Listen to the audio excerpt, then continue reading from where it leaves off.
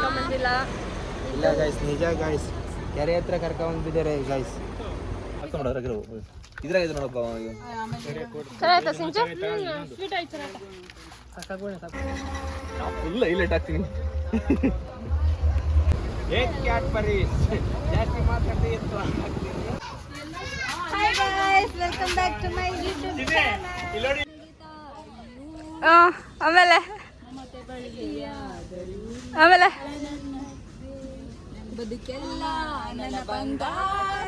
ಯಾವ್ದಾದ್ರು ಸಾಂಗ್ ಎಲ್ಲರಿಗೂ ತಗೊಂಡು. Hi guys, welcome back to my channel. ಈ ವಿಡಿಯೋ ಬಂದು ನನ್ನ ಲಾಸ್ಟ್ ವಿಡಿಯೋ ಕಂಟಿನ್ಯೂಷನ್ ವಿಡಿಯೋ ಆಗಿರುತ್ತೆ.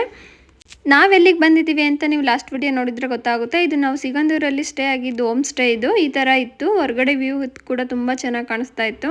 ಬೆಳಿಗ್ಗೆ ನಾವು ಶೂಟ್ ಮಾಡ್ಕೊಂಡಿರೋ ವಿಡಿಯೋ. ನಾವೆಲ್ಲರೂ ರೆಡಿಯಾಗಿ ಆಲ್ರೆಡಿ ವೆಯ್ಟ್ ಮಾಡ್ತಾ ಇದ್ದೀವಿ ಹೊರಡೋಕ್ಕೆ. ಹೋಮ್ ಸ್ಟೇ ಹೊರಗಡೆಯಿಂದ ಈ ಥರ ಕಾಣಿಸ್ತಾ ಇತ್ತು. ಮೇಲ್ಗಡೆ ಫ್ಲೋರ್ ಫುಲ್ ಕೊಟ್ಟಿದ್ರು ನಮಗೆ ಸ್ಟೇ ಆಗೋಕ್ಕೆ. ಕೆಳಗಡೆ ಓನರ್ ಇರ್ತಾರೆ. ಈ ಥರ ಹೊರಗಡೆ ಎಲ್ಲ ಪಾರ್ಕಿಂಗ್ ಎಲ್ಲ ತುಂಬ ಚೆನ್ನಾಗಿತ್ತು. ನಾವು ಟಿಫನ್ ಇಲ್ಲೇ ಮಾಡಿಕೊಂಡು ಇಲ್ಲೇ ರೆಡಿಯಾಗಿಬಿಟ್ಟು ಹೊರಟಿದ್ದೀವಿ. ಇಲ್ಲಿ ರೆಡಿಯಾಗಿ ಫೋಟೋ ಎಲ್ಲ ತಗೋತಾ ಇದ್ದೀವಿ. 4 ಕಾರೂ ಹೊರಟು ರೆಡಿ ಇದೆ ಹೊರಡೋಕ್ಕೆ. ಇಲ್ಲಿಂದ ಹೊರಟು ಎಲ್ಲಿ ಹೋಗ್ತೀವಿ ಅಂತ ನಾನು ಮುಂದೆ ಕಂಟಿನ್ಯೂ ವಿಡಿಯೋದಲ್ಲಿ ಹೇಳ್ತೀನಿ. ಎಲ್ಲರೂ ನೋಡಿ ಫೋಟೋ ತಗೊಳ್ಳೋ ಬ್ಯುಸಿಲಿದ್ದಾರೆ ಎಲ್ಲರೂ. ನೀವು ಸಿಗಂದೂರು ಹತ್ರ ಎಲ್ಲಾದರೂ ಹೋದರೆ ನೀವು ಸ್ಟೇ ಆಗಬೇಕು ಅಂದರೆ ಇಲ್ಲಿ ಆರಾಮಾಗಿ ಸ್ಟೇ ಆಗ್ಬೋದು. ಅಫೋರ್ಡಬಲ್ ಕೂಡ ಇರುತ್ತೆ. ಪರ್ ಹೆಡ್ 270 ರುಪೀಸ್ ಏನೋ ಇರುತ್ತೆ.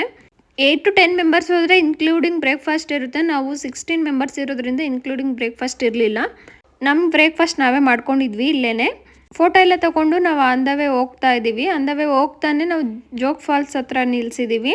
ಜೋಗ್ ಫಾಲ್ಸ್ ಹೋಗೋ ರೋಡಲ್ಲಿ ಬ್ರಿಡ್ಜ್ ಸಿಗುತ್ತೆ. ಜೋಗ್ ಫಾಲ್ಸ್ ಬ್ಯಾಕ್ ಸೈಡ್ ಅನಿಸುತ್ತೆ ಇದು. ಅಲ್ಲಿ ನಿಲ್ಲಿಸಿದ್ವಿ. ಫೋಟೋ ಎಲ್ಲ ತೊಗೊಳೋಕ್ಕೆ ಚೆನ್ನಾಗಿತ್ತು. ಬಟ್ ನೀರು ಕಡಿಮೆ ಇತ್ತು. ನಾವು ಹೋಗಿದ್ದ ಟೈಮಲ್ಲಿ ಇನ್ನೂ ಮಳೆಗಾಲ ಆಗ್ತಾನೆ ಸ್ಟಾರ್ಟ್ ಆಗಿದ್ದರಿಂದ ನೀರು ಸ್ವಲ್ಪ ಕಡಿಮೆ ಇತ್ತು. ನೀವು ಈ ಟೈಮಲ್ಲಿ ಅಥವಾ ಇನ್ನೊಂದು ತಿಂಗಳು ಬಿಟ್ಟು ಹೋದರೆ ಸ್ವಲ್ಪ ಮಳೆ ಜಾಸ್ತಿ ಬರ್ತಾ ಇದ್ದಾಗ ಫಾಲ್ಸಲ್ಲಿ ನೀರು ಜಾಸ್ತಿ ಬರ್ತಾ ಇರುತ್ತೆ. ಇಲ್ಲಿ ಸ್ವಲ್ಪ ಹೊತ್ತು ನಿಲ್ಲಿಸ್ಕೊಂಡು ನಾವು ಫೋಟೋ ಎಲ್ಲ ತಗೊಂಡು ರೀಲ್ಸ್ ಕೂಡ ಮಾಡೋರು ಇಲ್ಲಿ ಒಂದೆರಡು ರೀಲ್ಸ್ ಮಾಡಿದ್ರು. ಅಲ್ಲಿಂದ ನಾವು ಹೊರಟಿದ್ದೀವಿ ಜೋಗ್ ಫಾಲ್ಸ್ಗೆ. ನೋಡೋಕೆ ಸ್ವಲ್ಪ ನೀರು ಕಡಿಮೆನೇ ಇತ್ತು. ಇಲ್ಲಿ ಹರಿತಾ ಇರೋದು ನೀರು. ಅಲ್ಲಿ ರೆಡ್ ಕಲರಲ್ಲಿ ಮನೆ ಥರ ಕಾಣಿಸ್ತಾ ಇರೋದು ಜೋಗ್ ಫಾಲ್ಸ್ ಹತ್ರ. ನನ್ನ ತಮ್ಮನ ಪ್ಲೇಸ್ ಹೇಗಿದೆ ಅಂತ ಕೇಳಿದ್ರೆ ನೋಡಿ ಅವನು ಯಾವ ಥರ ಹೇಳ್ತಾನೆ ಅಂತ. ಏನಿದು? ಯಾವ್ದೊಂದು ಕ್ಯಾರಿಯ ಕರ್ಕೊಂಡ್ ಬಿಟ್ಬಿಟ್ಟಾರೆ ನಮ್ಮನ್ನ ಇಲ್ಲಿ. ಜೋಗ್ ಫಾಲ್ಸಿಗೆ ಕರ್ಕೊಂಡು ಹೋಗ್ತೀವಿ ಅಂತ ಹೇಳ್ಬಿಟ್ಟು ನನ್ನ ಕ್ಯಾರಿಯ ಕರ್ಕೊಂಡ್ ಬಿಟ್ಟಾರೆ. ನಮ್ಮೂರ್ ಕ್ಯಾರಿಯಾಗ ಎಷ್ಟು ನೋಡ್ಬೋದಾಯ್ತು ನೀರು. ಗೈಸ್, ಇದೆಲ್ಲ ಜೋಗ್ ಫಾಲ್ಸ್ ಅಲ್ಲ ಗೈಸ್, ನಮ್ಮೂರ್ ಕ್ಯಾರಿಯ ಕರ್ಕೊಂಡು ಹೋಗಿದ್ರೆ ಇದು ತೋರಿಸ್ತಾ ಇದ್ದೀವಿ. ಜೋಗ್ ಫಾಲ್ಸ್ ಅಂತ ಕರ್ಕೊಂಡ್ಬಂದ್ಬಿಟ್ಟು ನಮ್ಮ ಕ್ಯಾರಿಯ ಕರ್ಕೊಂಡ್ಬಂದ್ರೆ ಚೆನ್ನಾಗಿದೆ ಗೈಸ್. ನೋಡಕ್ಕೆ ಇಲ್ಲ ಗೈಸ್, ಇಲ್ಲ ಗೈಸ್, ನಿಜ ಇಲ್ಲ ಗೈಸ್, ನಿಜ ಹೇಳ್ತಾ ಇದ್ದೀನಿ.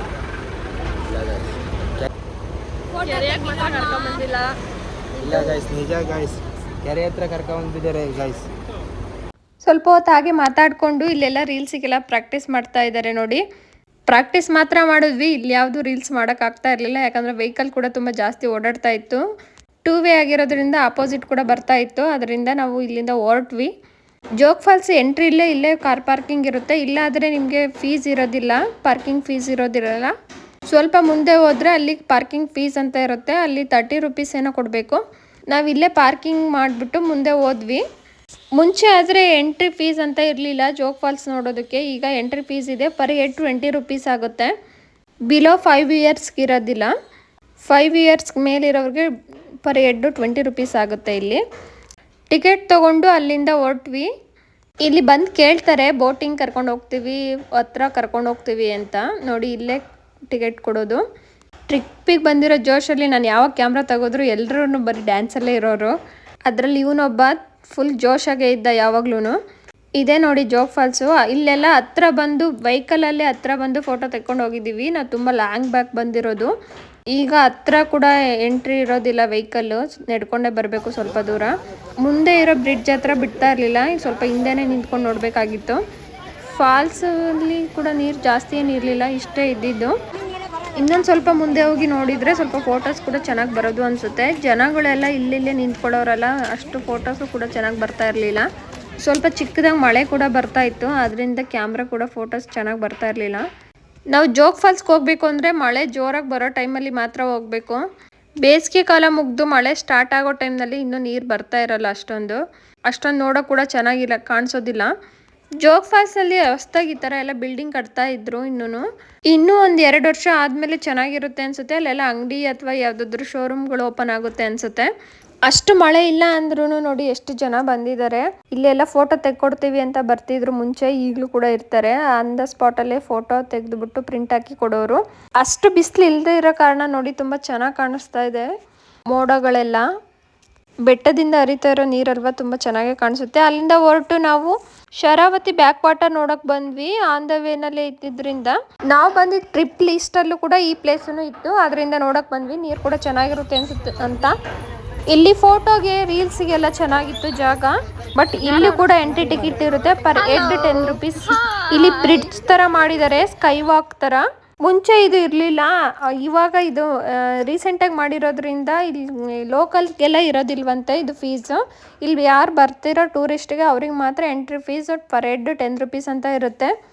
ನೀರು ನೋಡಿ ಫುಲ್ ಇತ್ತು. ಇಲ್ಲಿ ಕೆಳಗಡೆ ಕೂಡ ಯಾರೋ ನೀರಲ್ಲಿ ಇಳಿದು ಆಟ ಆಡ್ತಿದ್ರು. ನಾವು ಕೆಳಗಡೆಯಿಂದ ಹೋಗಿದ್ರೆ ಬಿಡೋರು ಅನಿಸುತ್ತೆ. ನಾವು ಇಲ್ಲಿಗೆ ಬಂದಿದ್ದ ಟೈಮಿಂಗ್ಸ್ ಬಂದು 2 ರಿಂದ 3 ಗಂಟೆ ಅನಿಸುತ್ತೆ. ಇನ್ನು ಸಂಜೆ ಬಂದರೆ ಇನ್ನೂ ಚೆನ್ನಾಗಿರುತ್ತೆ ಅನಿಸುತ್ತೆ. ಫೋಟೋಸ್ ಎಲ್ಲ ತುಂಬ ಚೆನ್ನಾಗಿ ಬರುತ್ತೆ ಅನಿಸುತ್ತೆ. ನಮ್ಮ ಪಾಪು ಮಲಗಿದ್ದ, ಅದರಿಂದ ನಮ್ಮ ಪಾಪನ ಕಾರಲ್ಲೇ ಬಿಟ್ಬಿಟ್ಟು ನಾವು ಬಂದ್ವಿ. ಯಾರು ಮಕ್ಕಳು ಎದ್ದಿದ್ರೋ ಅವ್ರು ಮಾತ್ರ ಕರ್ಕೊಂಡು ಬಂದಿದ್ದಾರೆ. ಎಲ್ಲರೂ ಮಲ್ಕೊಂಡಿದ್ರು. ಇವನು ಇಲ್ಲಿ ಏನು ಹೇಳ್ತಿದ್ದಾನೆ ಅಂದರೆ ರಿವ್ಯೂಸ್ ಕೊಡ್ತಿದ್ದಾನೆ, ಯಾವ ಥರ ಇದೆ ನೀರು, ಯಾವ ಥರ ಇದೆ ವಾತಾವರಣ, ಯಾವ ಥರ ಇದೆ ಅಂತ.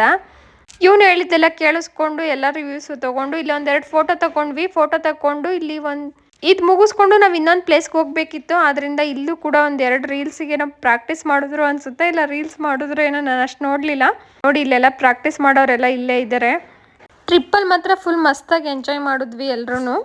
ಒಂದು ಸೈಡಿಂದ ಲೇಡೀಸ್ ಗ್ಯಾಂಗ್ ಪ್ರಾಕ್ಟೀಸ್ ಮಾಡ್ತಾ ಇದ್ರೆ, ಇನ್ನೊಂದು ಸೈಡಲ್ಲಿ ಜೆಂಟ್ಸ್ ಗ್ಯಾಂಗು ಅದಕ್ಕೆ ಕಮೆಂಟ್ ಕೊಡ್ತಾ ಇರ್ತಾರೆ. ಟ್ರಿಪ್ಪಲ್ಲಿ ಎಲ್ಲರೂ ಈ ಥರ ಫ್ಯಾಮಿಲಿ ಹೋದ್ರೆ ಒಂಥರ ಚೆನ್ನಾಗಿರುತ್ತೆ ಅನಿಸುತ್ತೆ. ಪ್ಲೇಸ್ ನೋಡೋದು, ವೆದರ್ ನೋಡೋದು, ಅದಕ್ಕೆ ಸೂಟ್ ಆಗೋವಂಥದ್ದು ರೀಲ್ಸ್ ಪ್ರಾಕ್ಟೀಸ್ ಮಾಡೋದು ಅಷ್ಟೇ ನಮ್ಮದು. ಆದರೆ ಯಾವುದು ರೀಲ್ಸ್ ಮಾಡಲಿಲ್ಲ ಇಲ್ಲಿ ರೀಲ್ಸ್ ಅಂತೂ ಮಾಡೋಕ್ಕಾಗಲಿಲ್ಲ. ಯಾಕಂದರೆ ನಾವು ಎಷ್ಟೇ ಪ್ರಾಕ್ಟೀಸ್ ಮಾಡಿದ್ರು ಗಾಡಿ ಸ್ವಲ್ಪ ಆವಾಗವಾಗ ಬರ್ತಾನೆ ಇತ್ತು, ಡಿಸ್ಟರ್ಬ್ ಆಗೋದು. ಫೋಟೋವನ್ನು ತೊಗೊಂಡು ವೆದರ್ ಎಂಜಾಯ್ ಮಾಡಿಕೊಂಡು ಆ ಕಡೆ ಈ ಕಡೆ ನೀರು ತುಂಬ ಇತ್ತು ಅದು ನೋಡಿಕೊಂಡು ನಾವು ಊಟ ಮಾಡಬೇಕಿತ್ತು. ಯಾಕಂದರೆ ಹಸುವಾಗಿತ್ತು. ಆಲೇ 4 ಗಂಟೆ ಆಗಿತ್ತು ಅನಿಸುತ್ತೆ. ಅರೌಂಡ್ 2 or 3 o'clock ಆಗಿತ್ತು. ಇಲ್ಲಿ ಮಧ್ಯದಲ್ಲಿ ಊಟಕ್ಕಂತ ನಿಲ್ಸಿದ್ವಿ. ಯಾಕಂದ್ರೆ ನಾವು ಅಡುಗೆ ಮಾಡ್ಕೊಂಡು ಬಂದಿದ್ವಿ. ನಾವು ಹೋಮ್ ಸ್ಟೇಲ್ ಇದ್ದಿದ್ರಿಂದ ಅಲ್ಲೇ ಅಡುಗೆ ಮಾಡ್ಕೊಂಡು ಬಂದಿದ್ವಿ. ಬೆಳಗ್ಗೆ ಬ್ರೇಕ್ಫಾಸ್ಟ್ ಕೂಡ ಮಾಡಿಕೊಂಡು ಮಧ್ಯಾಹ್ನಕ್ಕೆ ಸ್ವಲ್ಪ ರೈಸ್ ಇಟ್ಕೊಂಡು ಬಂದಿದ್ವಿ. ಊಟಕ್ಕೆ ಮುಂಚೆ ಇಲ್ಲಿ ಹಣ್ಣು ಕೊಡ್ತಾ ಇದ್ದಾರೆ ನೋಡಿ, ಹಲಸಿನ ಹಣ್ಣು ಚೆನ್ನಾಗಿತ್ತು. ಇದು ನಮ್ಮ ಮಾವರ ತೋಟಗಳದ್ದು, ಶಿರಾದಿಂದ ಬಂದಿದೆ ನೋಡಿ. ಸಿಗಂದೂರು ಜೋಗ್ ಫಾಲ್ಸ್ ನೋಡಿಕೊಂಡು ಈ ಹಣ್ಣು ತಿಂತಾ ಇದ್ದೀವಿ. ಜಾಸ್ತಿ ಹಣ್ಣಾಗಿತ್ತು, ಆದರೂ ಕೂಡ ತುಂಬ ಚೆನ್ನಾಗಿತ್ತು. ಹಣ್ಣು ಸ್ವೀಟ್ ಆಗಿತ್ತು. ಊಟ ಎಲ್ಲ ಮುಗಿಸ್ಕೊಂಡು ಅಲ್ಲಿಂದ ಮ್ಯಾಂಗ್ರೋ ಬೋರ್ಡ್ ವ್ಯಾಕ್ ಹತ್ರ ಹೋಗಿದ್ವಿ. ಅದೊಂದು ಪ್ಲೇಸ್ ಇತ್ತು ಸೆಕೆಂಡ್ ಡೇ. ಈ ಪ್ಲೇಸ್ ಅಂತೂ ತುಂಬ ಚೆನ್ನಾಗಿತ್ತು. ನಾವು ವಾಕ್ ಮಾಡೋದೇ ಗೊತ್ತಾಗೋದಿಲ್ಲ, ನಾವು ಎಲ್ಲಿಂದ ಹೋಗಿ ಎಲ್ಲಿ ಬರ್ತೀವಿ ಅಂತಲೇ ಗೊತ್ತಾಗೋದಿಲ್ಲ. ಬಟ್ ರಿಟರ್ನ್ ಅದೇ ಪ್ಲೇಸಲ್ಲೇ ಬಂದಿರ್ತೀವಿ.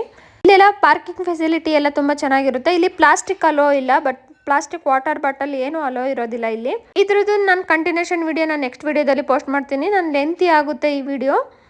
ನೆಕ್ಸ್ಟ್ ವಿಡಿಯೋ ಮಾತ್ರ ಮಿಸ್ ಮಾಡ್ಕೊಳ್ಳೇಬೇಡಿ, ತುಂಬ ಇಂಟ್ರೆಸ್ಟಿಂಗ್ ಆಗಿರುತ್ತೆ. ಪ್ಲೀಸ್ ಸಬ್ಸ್ಕ್ರೈಬ್ ಮಾಡ್ಕೊಳ್ಳಿ ನನ್ನ ಚಾನಲ್ನ. Thank you.